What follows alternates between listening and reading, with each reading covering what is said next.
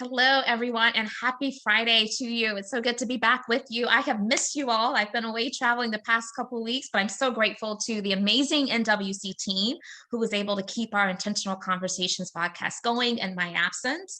We are so glad you're here today. We look forward to tremendous conversation with a wonderful guest co-host. I am Dr. Nika White. My pronouns are she, her, hers, and I am the founder and lead principal consultant for NWC. And we are so glad to be in community with each of you today. As you get settled into our virtual community, I encourage you to locate the chat. Let us know where you're joining the conversation from. It is always so great for us to see the reach of Intentional Conversations VodCast across the country and even beyond.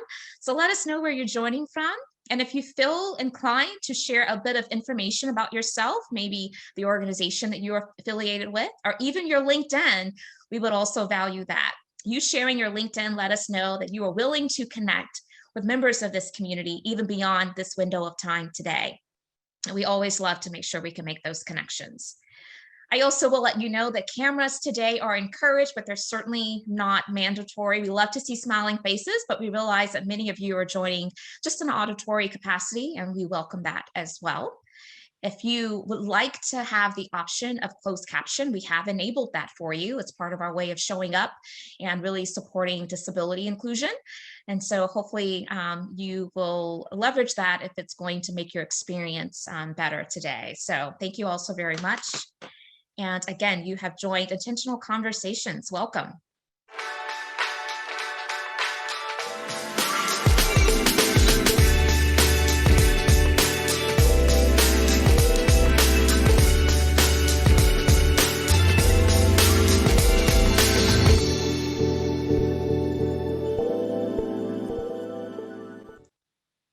Great. Welcome again. For those of you who are just joining and getting settled in, you have joined Intentional Conversations, which is a podcast brought to you by Nika White Consulting, NWC, and we intersect discussions regarding diversity, equity, and inclusion, leadership, and business, bringing in wonderful guest co-hosts to help be in community around this really important topic.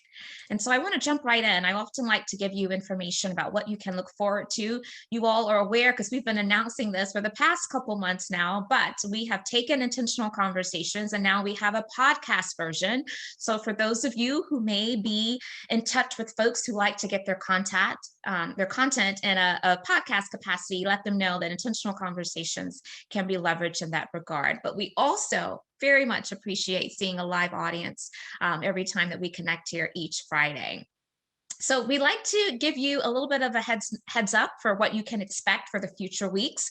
And so I'll let you know that next Friday, we have our new colleague here at NWC, Melissa Smith. She serves as Senior Director of DEI Strategy and Design. So she and I are going to be in conversation. We're going to get her acclimated to this community. We want you to know all about what she brings to NWC and her past experience as a leader and practitioner in this space. And so really look forward to that conversation.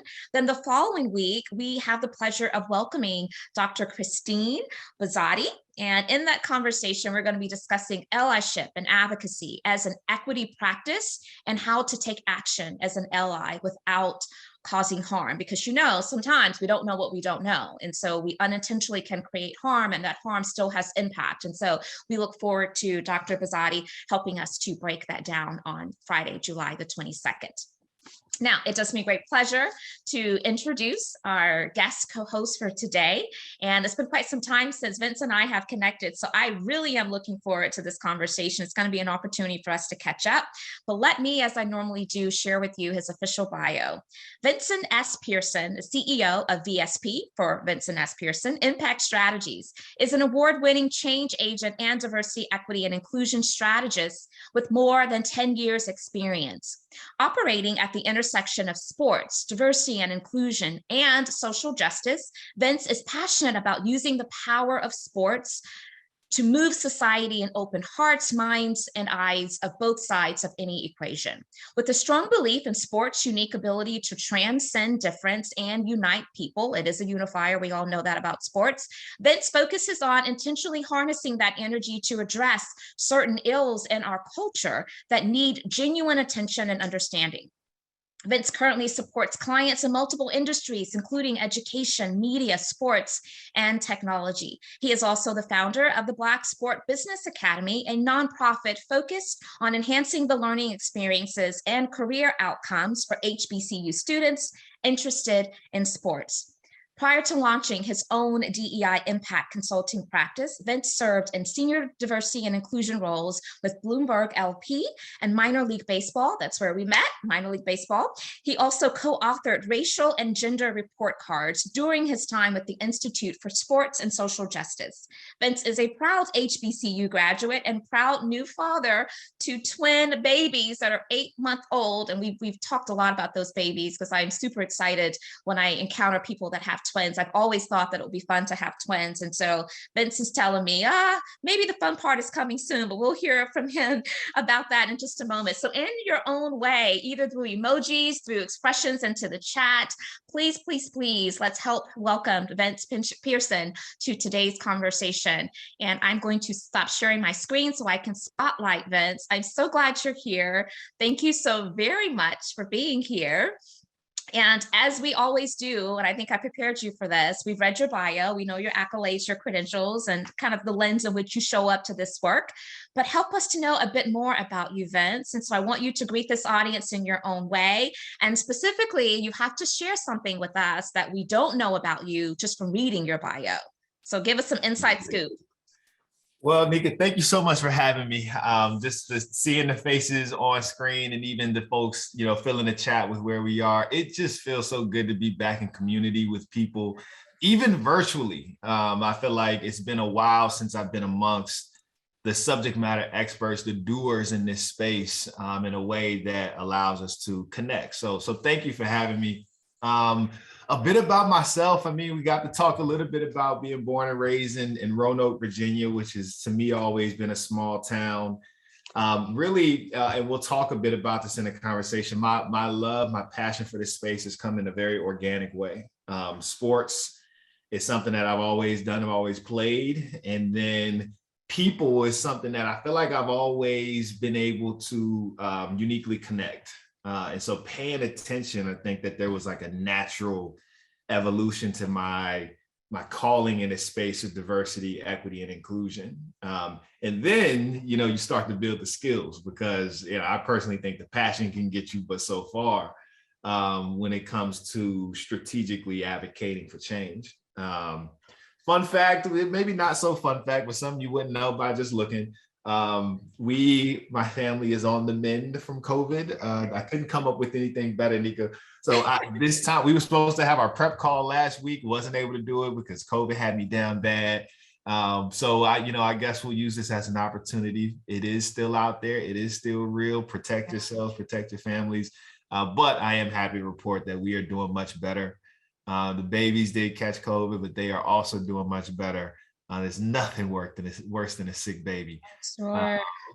But we're happy to report that we're doing better and happy to even continue to report that this is giving me even more energy coming out of that. So thank you.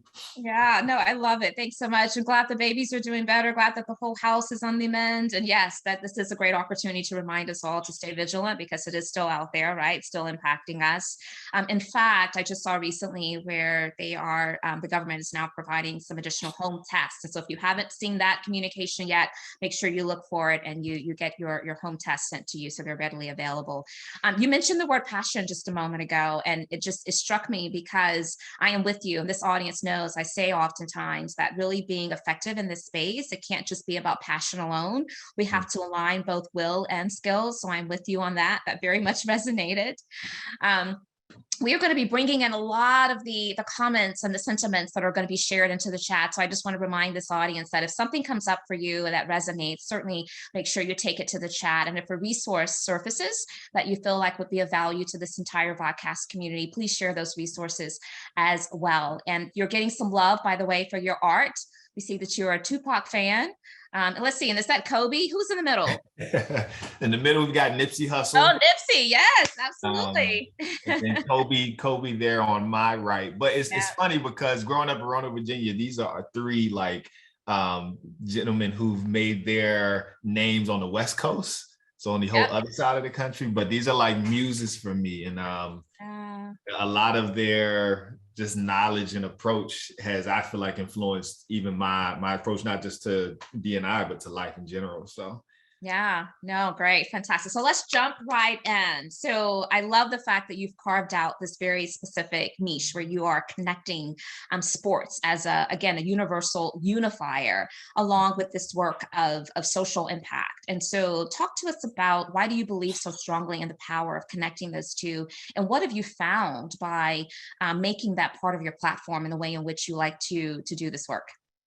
I think that the origin of that approach for me, again, comes from my own lived experiences. And I grew up playing sports and playing basketball. And I can remember seeing other kids who would like totally ignore or maybe even lash out at their parents, right? But when that coach said, toe the line, run sprints, they would run through a wall for their coach. Right. And so I remember thinking like, there's something powerful here, because that kid is going to go home with those parents who they won't listen to, but they'll listen in this space. And as I, continue playing and continue living, I've been fortunate to meet Dr. Richard Lapchick, who's a mentor, and he talks about the huddle. And I'm going to read a direct quote from Dr. Lapchick. He says, "Once you're in the huddle, it doesn't matter if you're Black or white or Latino or Asian, Native American, Arab, Protestant, Catholic, Buddhist, Ski, Hindu, Muslim. It doesn't matter if you're young or old, gay or straight. If you come a rich family or a poor family, you're not going to win if you don't pull together as a team." Imagine if we took that huddle concept to every sector in America. And so I felt like that was a great way to give voice to this thought that I had in sports. And then it was really confirmed for me with a quote from the late Nelson Mandela: "Sports have the power to change the world, has the power to inspire, to unite people in a way that little else does, is more powerful than government in breaking down racial barriers. Sports is the game of lovers." So to me, it's like, okay, well, if these people, these legendary, powerful figures see sport as this powerful space, okay, well, I can check the box for that being true. And so then it's kind of just me paying attention on my own and really just activating for myself what was brought out of me through sport. So that the power for me was always organic. And then to your point, starting to see the skill and some of the intention with athletes using their platforms, with sport teams using those platforms. It's like, okay, if we use this for good, we can change the world. No, I love that. Those are some great quotes that you shared, and I placed into the chat. Get in the huddle. Yeah, if we all could just kind of navigate to those sentiments. Get in the huddle. We all belong here and can unite around this one cause. I think that would certainly help us to move this work forward in a more impactful way. So, I'm intrigued by this conversation because we have a lot of people in general, but particularly even in the sports arena, a lot of athletes are now being a voice around these social impact issues. And I think about Simone Biles with the mental health issues. I think about Naomi Osaka, which had the same kind of message. I think about Colin Kaepernick, So, just share with us your thoughts on the importance of these figureheads who have obviously a lot of influence of speaking out around these really important issues.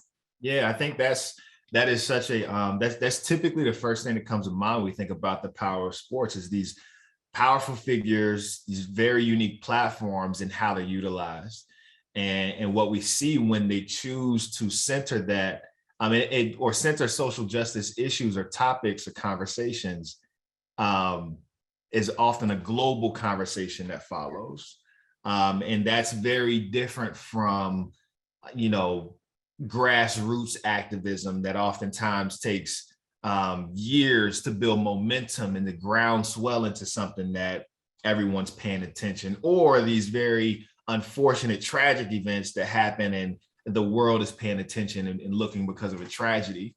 So I think that they're really important. I think that, and kudos to the athletes who take that step, because they oftentimes are sacrificing something, if not just their own peace, right? You can experience peace when you just go to work, get your check and go home. But when you stand up and say, hey, mental health is important and you're not paying enough attention to that. Simone Biles is drugged all over Twitter for those types of positions. So it's not without sacrifice, but I think that they're so important, but they are a piece of a puzzle, and I don't think we've ever quite, as a society, figured out that puzzle completely. But I do know that that's just one piece. Oftentimes athletes have agencies and teams behind them working, trying to figure those things out. But even then, it requires people in power. It requires people in position to continue a conversation to do just that. But no, I think it's great to see. It's always really encouraging for me. I'm someone who's very pro athlete. Like, I want to protect athletes when they do anything. If they choose not to take those positions, I even want to protect them, right? Because as an individual, you have that choice. But I love to see it happen. I love that it's becoming, I think, more prominent. Yeah, no, I love it too. I think that it's creating a lot of great conversations and spaces that may not have been had, just because, again, it is that unifier. So for those of us that who may not be just really intrigued and follow, different sporting, have different sporting interests, how would we see the connection to the power of sports? I think that, what I think is interesting in my work, I use what's called the Intercultural Development Inventory as an assessment for cultural competence. And oftentimes with executives, that leads to conversations around engaging across difference. Yes, absolutely, IDI. And most of the time, I don't keep a statistic on this, so it's anecdotal, but most of the time when we have a conversation around when was your first interaction you can recall across difference, it's when they started playing sports. Yeah. It's Little League. It's that soccer team, or the first time they made the baseball team, that they started to experience other cultures. So sport it's all around us. And it's playing a very important role, whether we acknowledge that or not, right? And it doesn't always mean it's changing the world in very observable patterns, but it can change a perspective, and that's just as powerful. So to me, I think it's recognizing those things, but then also you called out a global conversation on mental health that sparked when Simone Biles and Naomi Osaka and even Ben Simmons, to a certain extent, take this stance and have this conversation. That starts to have ripple effects that has nothing to do with a playing field or competition, right? Mental health, and I guess we could say which came first in this case, but it's certainly moved along by these sport figures. So I think we all have something to gain by paying attention to what's happening in the sports space. Yeah, no, I agree. So as we talk about what's happening in the sports space, some big news recently surfaced that I think we all should celebrate. And I'm looking at the message on your shirt. It says "Bet on Women." So what are your thoughts about the news related to Sandra? And just share the news with this audience and just give your sentiments around what do you think that means? Absolutely. So for those who don't know, Sandra Douglas Morgan was recently named president of the Las Vegas Raiders, and she's the first Black woman to ever hold that title of an NFL team. And so Bet on Women, this shirt was part of an advocacy movement for the WNBA 3 years ago or so. But I thought, how fitting in Vegas. This woman takes it. So I went to change and put the shirt on to give her that.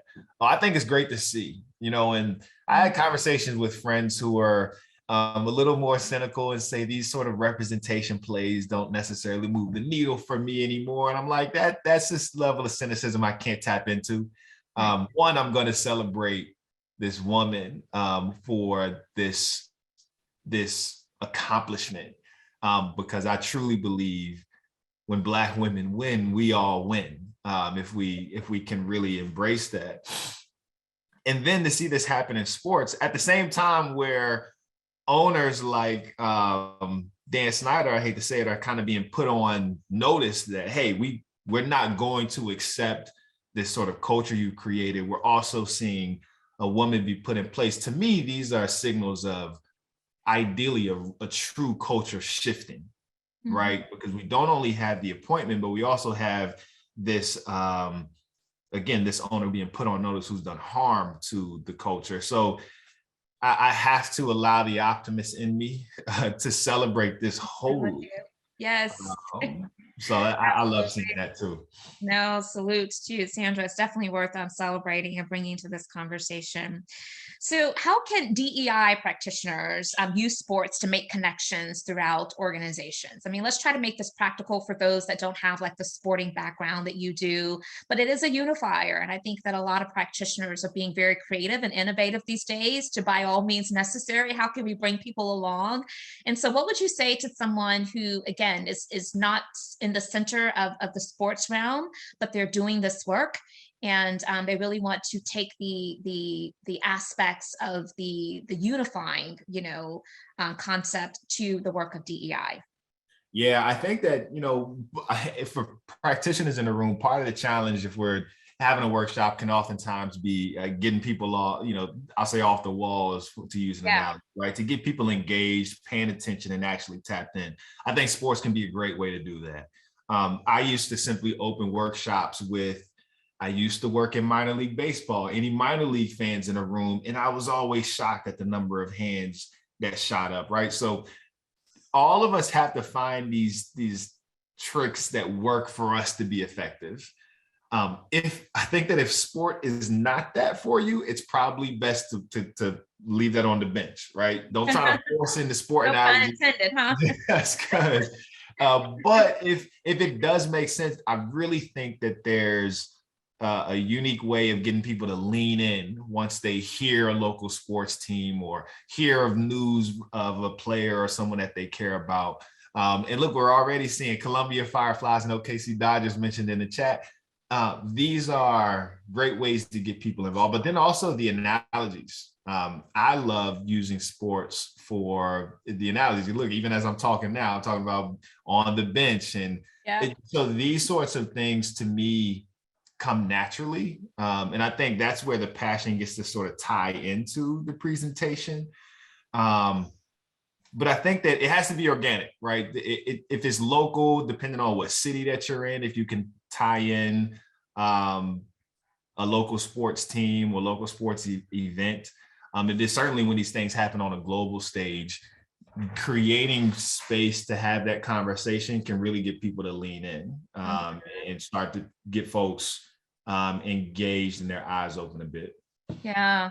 So what's coming up for me is the need for practitioners in this space. We have to be creative. Creativity is not just for all the other disciplines and roles beyond DEI. We have to make sure that we are finding creative ways to bring people into the conversation. That's really critical. So I want to move a little bit, and I want to talk a little bit about the Black Sport Business Academy that, of course, you are the founder of. So tell us about this nonprofit and what purpose does it serve? And help us to get plugged in.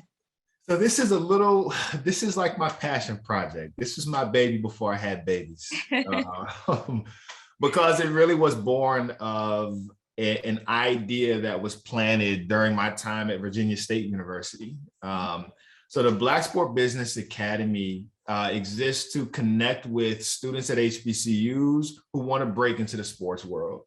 A big reason that I wanted to do that is because and my partner, Curtis Walker, who we actually were roommates at Virginia State. Okay. But part of the reason we wanted to launch this is because we had been in classrooms as students and as professionals talking to students who want to break into sports and they want to be athletic directors, they want to be agents, and they want to be general managers. And it's like, those are probably not the jobs that you're going to get in sports within the next 5 years. Great aspirations, but we want you to be able to learn more about this industry and all it has to offer. But then also, when we think about the resources allocated to our HBCUs, oftentimes they're not the first being recruited from, and they're not always the benefit of a great network of connections to shed light on all these different opportunities. So we wanted the Academy to sort of fill that gap. Primarily from an education and engagement standpoint. So last fall was our first official cohort. We did a pilot program. First official cohort, we had 28 students from 10 different HBCUs go through a 14-week program. And now we've got a student who's at Monumental Sports and Entertainment, who is the Washington Mystics and the Wizards.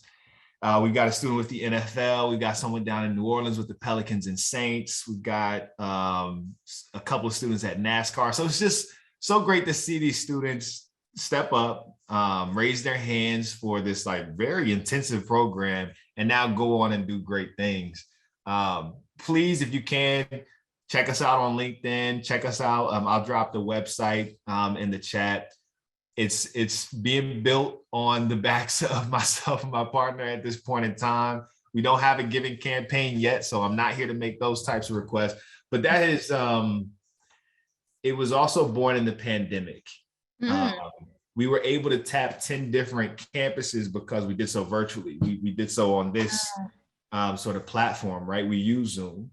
And so that was one of the, it's tough to say good things that came out of it. But we have to find the silver lining though. Yeah.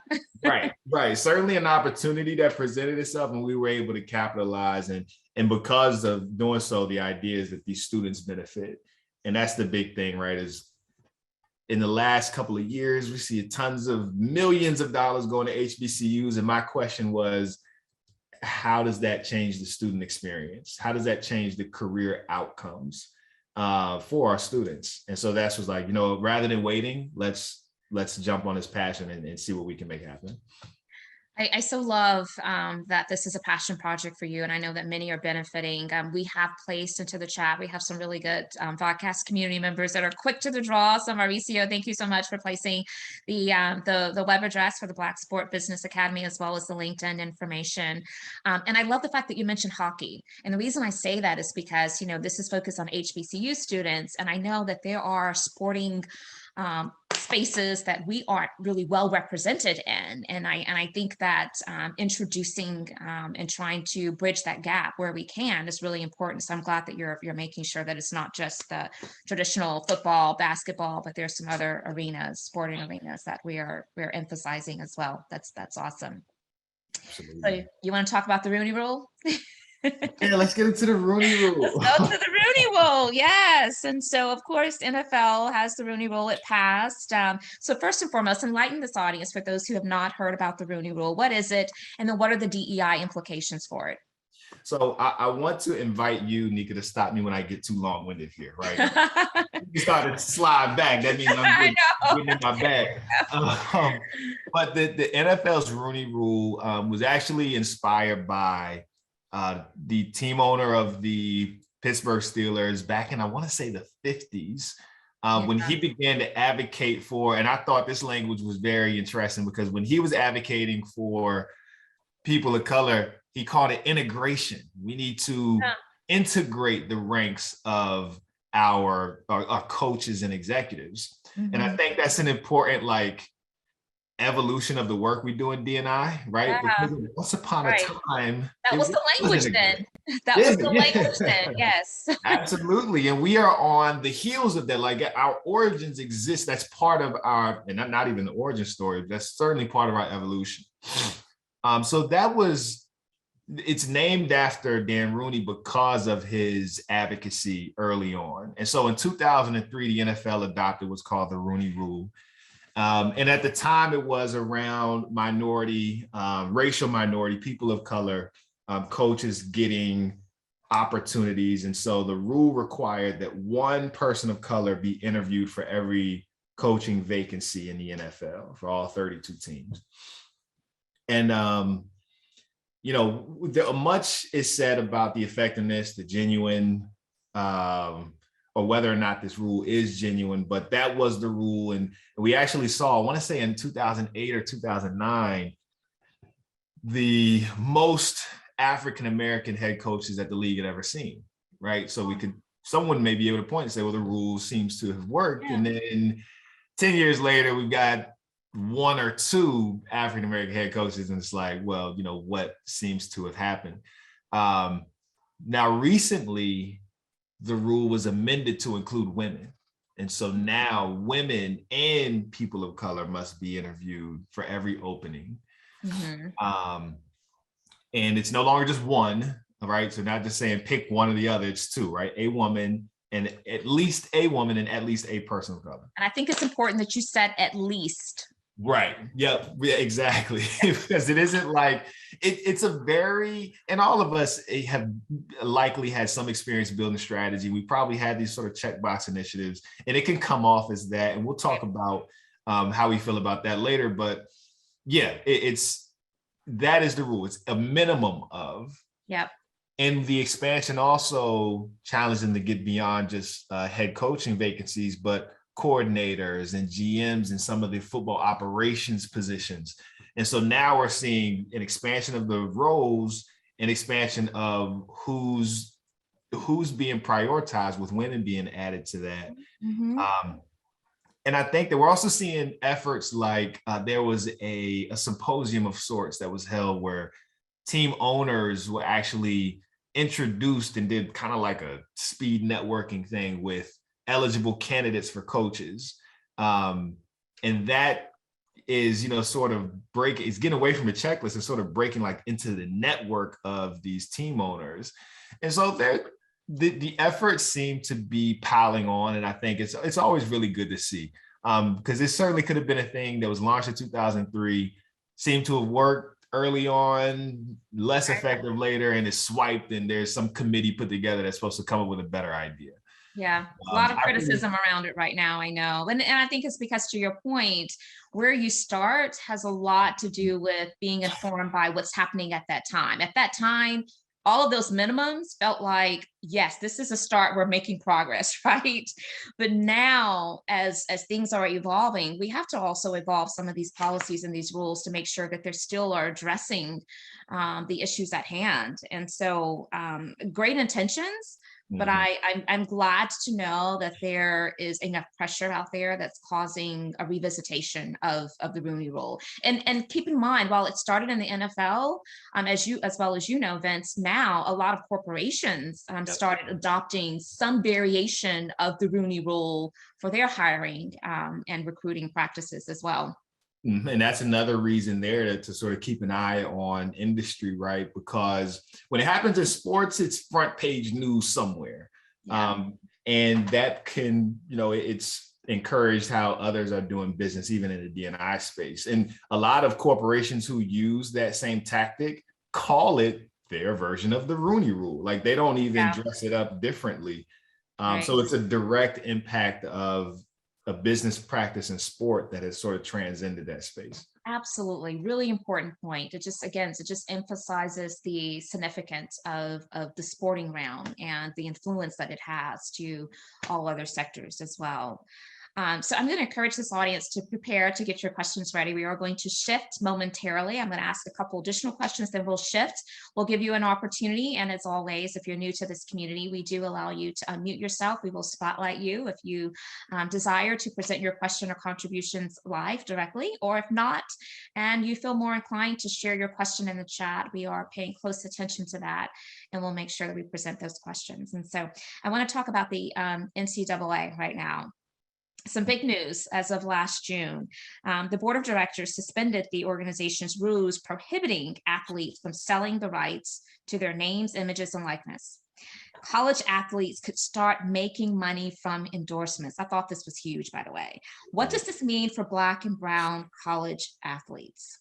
So I have to start with a funny side story to that, because I started my career working in college athletics. And I worked in compliance, which is directly the rules and regulations. And at the time that I started, this was 2011, so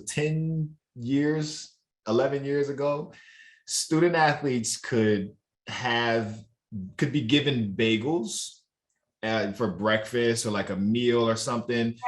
But if you were to give them cream cheese or jelly to put on that bagel, it was a violation. It was an extra and unnecessary benefit that you had to report to the NCAA.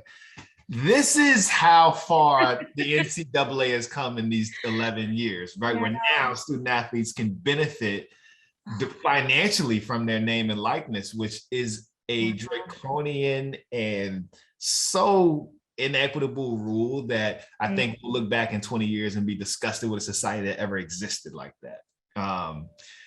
Now that I've gotten my personal feelings about that out, it really is an evolution. And I think what we're going to see, what we have to remember is that the great majority of college athletes are not in position to benefit from their name, image, and likeness. This rule existed to police a very visible subset, but a very small subset of the population of student athletes. Right.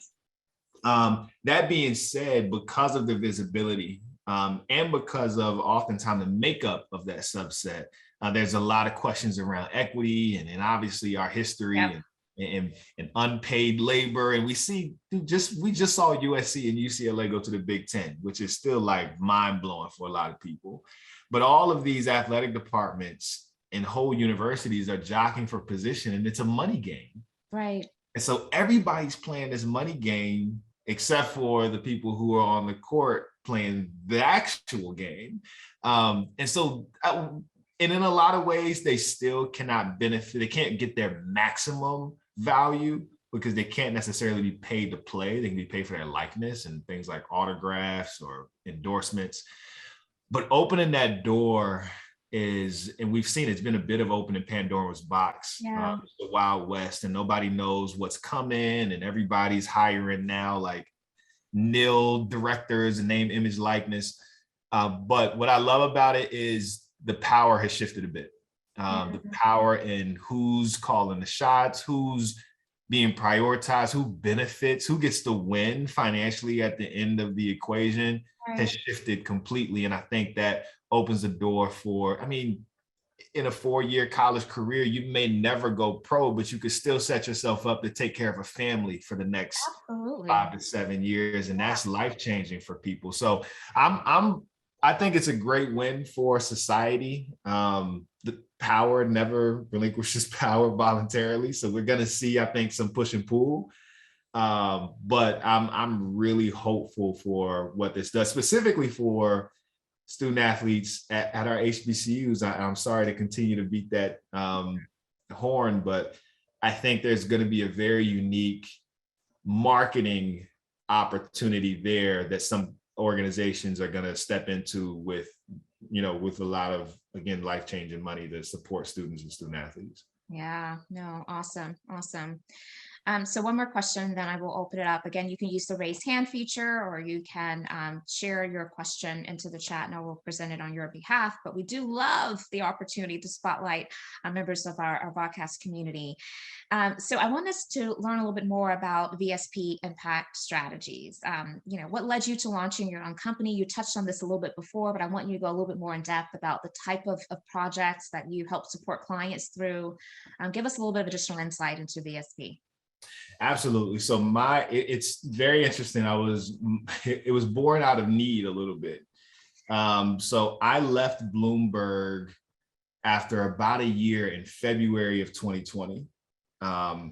We sort of talked about the passion and the skill, and I recognized that at Bloomberg, I was so devoid of passion that I needed a change. Yeah. It's just unfortunate that I left right before COVID hit the entire world. And not only did job markets freeze completely, but a lot of budgets had frozen. So I was brushing and dusting off my resume at a time where there weren't any jobs. No one was hiring. So it's like, well, what else can I do? But I've always wanted to have my own consultancy. And so now it's kind of like I have no reason or really nothing else to try and do. So I start, brainstorming, putting together the foundations of what my offering, what my services could be. And a lot of it was around strategic support. But even then, it was just a challenge getting people to pick up the phone, right? Mm-hmm. Because everyone's priority at the time was surviving COVID, right? Which, went from being a 2-week thing to 2 months to 2 years now.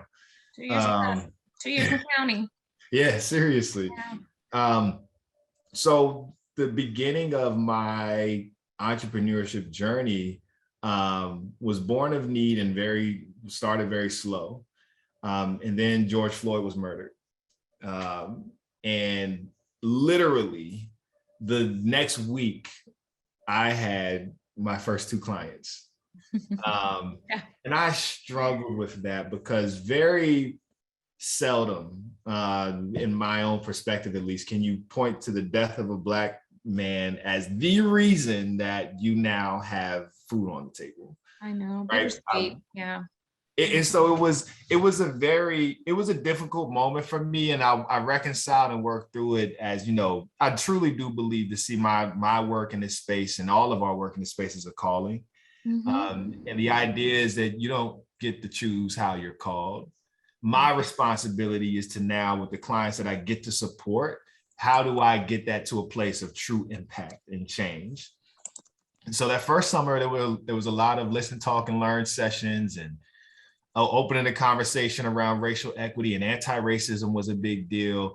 And so that was sort of the origin. It's okay. A lot of my work was responding to need. Right. What's the need, and how can I be the person to provide that service? And now, having done it for a few years, I can be more intentional and think about things like the academy. Now it's less of what industry suggests as a need and more of me being able to identify what a true need is and how we can position ourselves to be effective and supportive. So I think that a lot of that for me, and I think that the D&I space can be tricky, right? Because if we're not careful as entrepreneurs, we can find ourselves doing very meaningless work at a high clip, right? I can do 1 million unconscious bias trainings and not change a thing for anybody. Right. And that's not the work that I want to get into. So it was careful for me not to tiptoe into that, because it can be lucrative. It can be benefit. It can be, 1 million workshops at $1,000 a pop. And I've had a good year. But it's being mindful of how we want to define good and how we want to define impact. And that's usually actually where I begin with my clients in discovery. We're working towards impact. How do you define that? And then how can I help you define that so that it actually creates change for who even? Who do we want to create change for? So trying to challenge the way that our leaders in this space and our executives are thinking about the work. And then for me, it's at every opportunity we can, trying to make a connection to sport. So projects that I didn't directly support, but I had an opportunity to be, I guess, part of the brain trust for, were like when the Dallas Mavericks converted American Airlines Arena into a polling place for the community, right? It seems like such a just novel and easy thing to do, but there are a lot of rules, regulations, and tricky strings being pulled to get that done. And then similar with the Atlanta Hawks, who did the same. So trying to find those sorts of opportunities, specifically in sports, where we can connect the dots and impact our communities. A lot of times, and this is something I talk with an organization about, they have these very high class partners, a Chase Bank, a JP Morgan type of partner.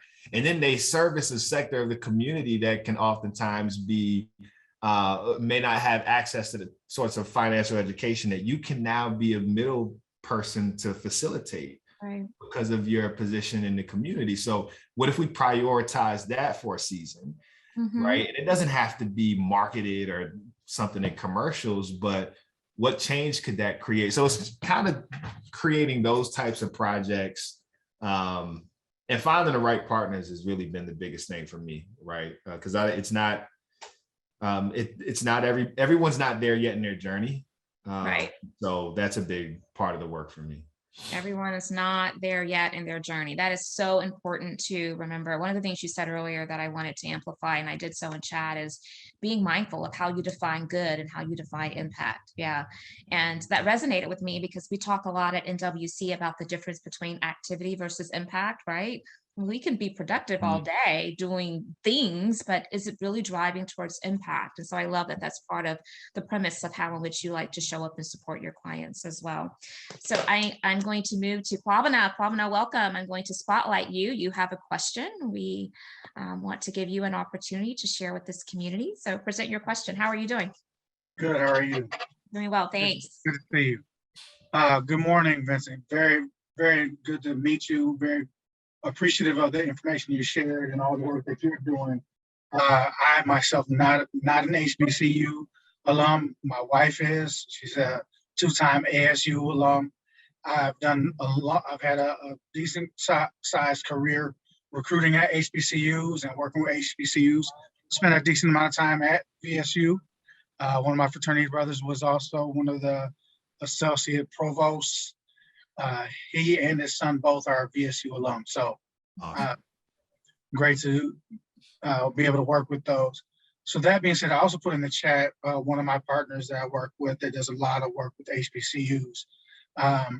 And my question is really around talent acquisition. And so my background is talent acquisition and D&I. And so when I think about the work you're doing and where there's a big gap, and a lot of companies now are saying, well, how can we recruit from, HBCUs?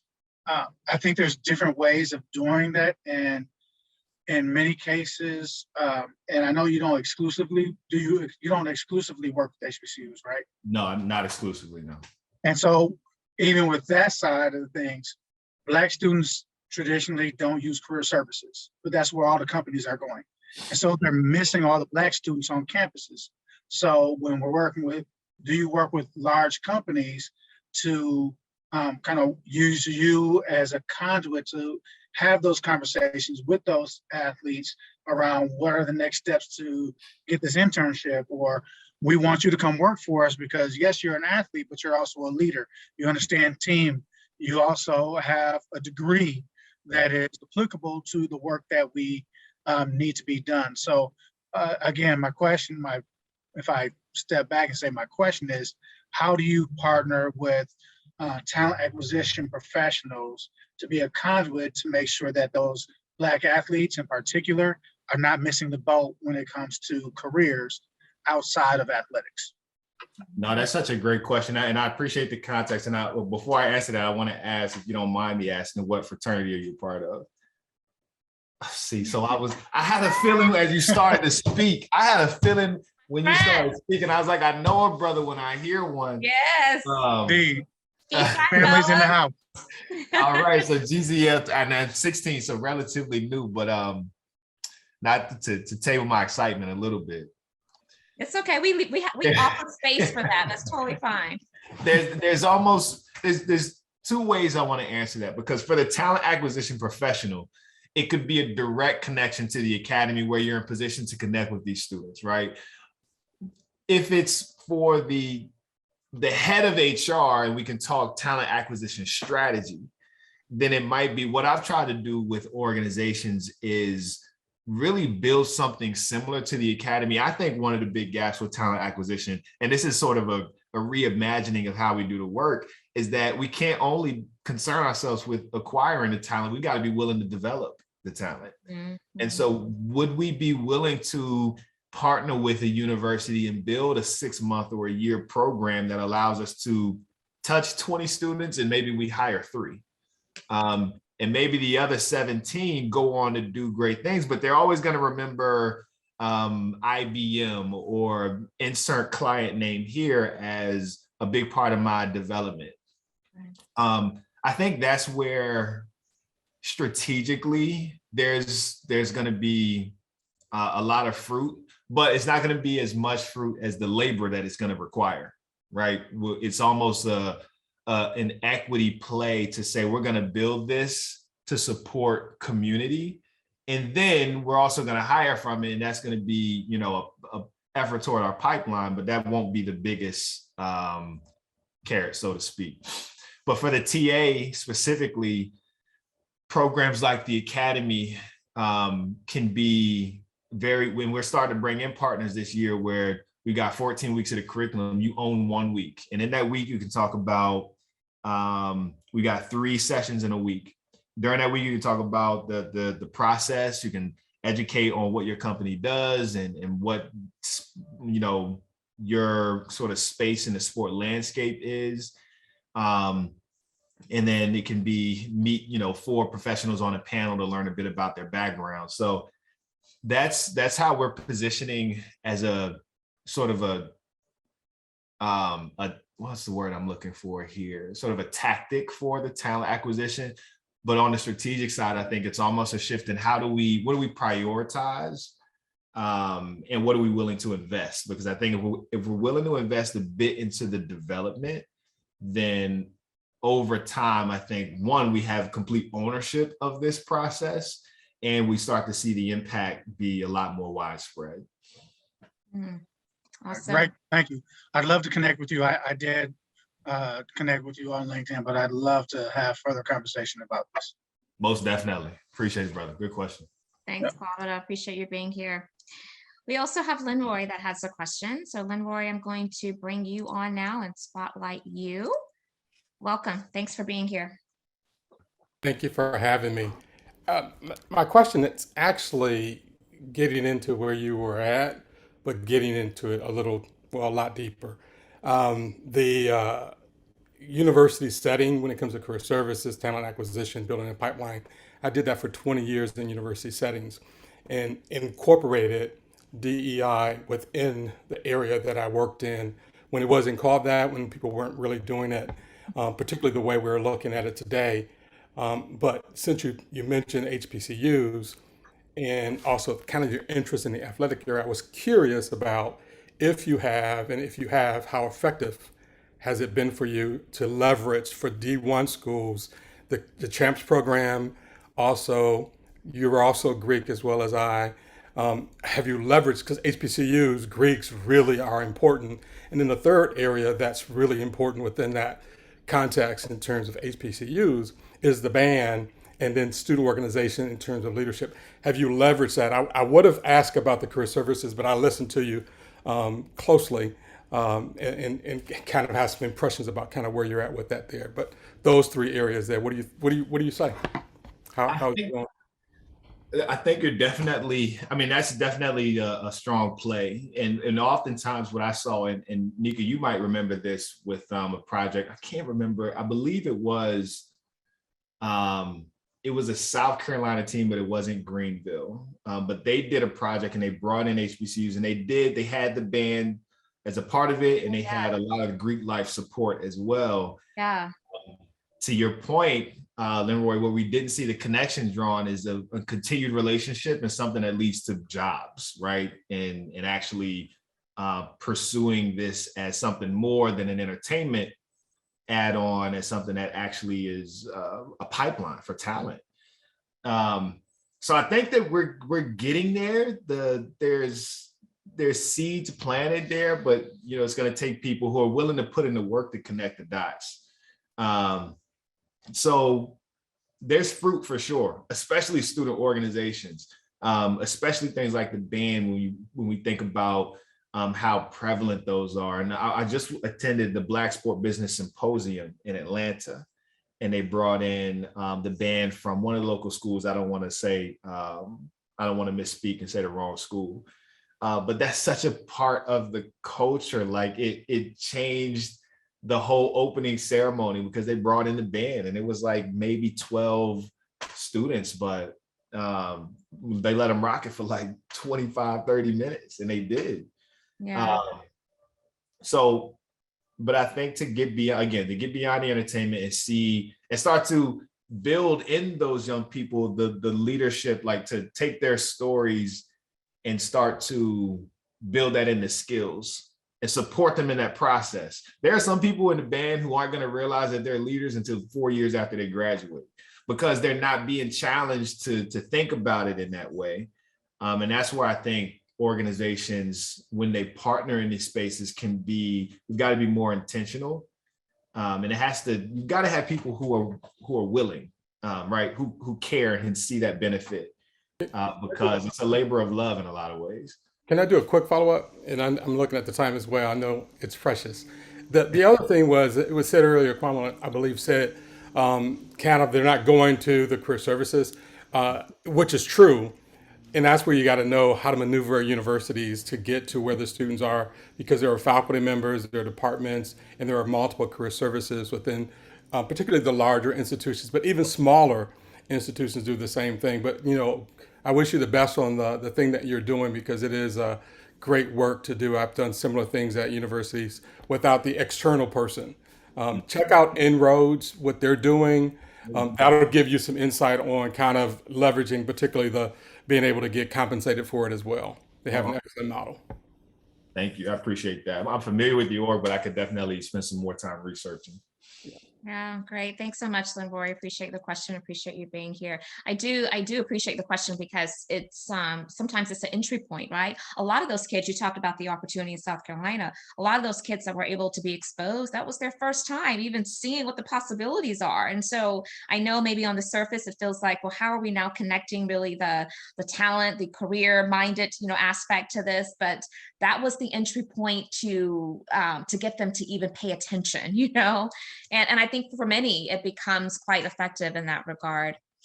So we are almost at the time, but I do have to ask this question, because a lot of organizations, particularly practitioners like you and I that are in this space, are starting to brace ourselves for a recession, right? And we know that historically, a lot of the DEI budget is first on the chopping block. How are you preparing this? How are you preparing yourself, and what do you think is going to be the implications from a DEI perspective? I would love to just hear your thoughts on that. I am fortunate and blessed to feel as though many of the partners that I've connected with, the work that we do will continue. Yeah. That being said, we've got to be mindful. And so one of the things, like the academy is not that's an expense much more than it is something that puts food on the table. But I think that's something that can grow legs of its own. And as it becomes a solution, a talent solution, an engagement solution for organizations, could potentially have its own staying power, and partners who keep that afloat, who connect to the mission specifically. And that's been the big thing for me as well. Nika, and I started thinking about this after the summer of 2020, because of a lot of the work that I wound up doing, is how do I create things that are not reliant on, somebody saying yes. Now, I don't need someone to say yes to do the work that the academy is doing, right? We, even as a partner of the symposium, we don't necessarily need someone to say yes for that to happen, because of the community that we service and the way we position the work. We're in position to exist even when partners don't show up to the table. But the idea of a recession is a scary one. Again, even having started my work in 2020, sort of realizing how quiet it can be when budgets are tight. My hope is, my expectation is that I position myself to be invaluable enough to the partners I'm working with, and the platforms that I'm building aren't solely reliant on, again, a partner saying yes. So that's my hope. But as you said, we're all sort of bracing forward, and I guess it's minimizing expenses to the extent that we can, so that we are in position to thrive through that. I love your optimism. I do share in the sentiments around, we have to have hope that we're going to be able to continue to do the work that we're doing that's so important. And I do think that at least I have seen a shift in the way in which organizations are prioritizing this work. And so I think that for those who are really sincere, they're going to continue to be able to see the work through, which is promising in many regards. So we have about a minute left. I want to give you an opportunity to close this out. What else is coming up for you that we have not asked you about today, that you're feeling a lot of energy around, that maybe you want to leave this audience with? Well, we actually just opened applications for our second cohort for the academy. Okay, awesome. So last year, very grassroots, we had 30 applicants. We accepted all of them. Applications been open for a week. We're already at 40. So the momentum has picked up, but please, if you can amplify that message, if you know a young person who might be interested, we love help spreading the word. If I didn't have a chance to, but please, let's connect on LinkedIn. I'm telling you, I get so much energy from these conversations, so I'm really happy to continue them. Nika, thank you so much for having me. I think that's it for me. I'm shifting gears a bit to full service cohort Black Sport Business Academy mode. Yeah. Got to build out a curriculum. We got to get our partners involved.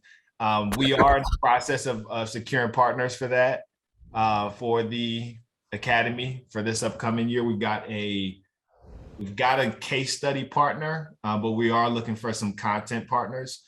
So that is something we're looking at doing over the next 2 or 3 months before we launch into the academy. So head down in that mode, but I do have time to connect. So I'm looking forward to making a lot of new friends after this. That is great. Well, we certainly shared your LinkedIn information. Of course, the website's information. It's all into the chat. And so Lenroy just posted a question. Are you securing sponsors? I'm sure, I'm going to speak for him. Even if it's not, I'm sure that money coming his way to support this cause and this mission will be well put to use. And so thank you so much for saying yes to our invite. We have enjoyed this time with you. It's been great to reconnect and to catch up.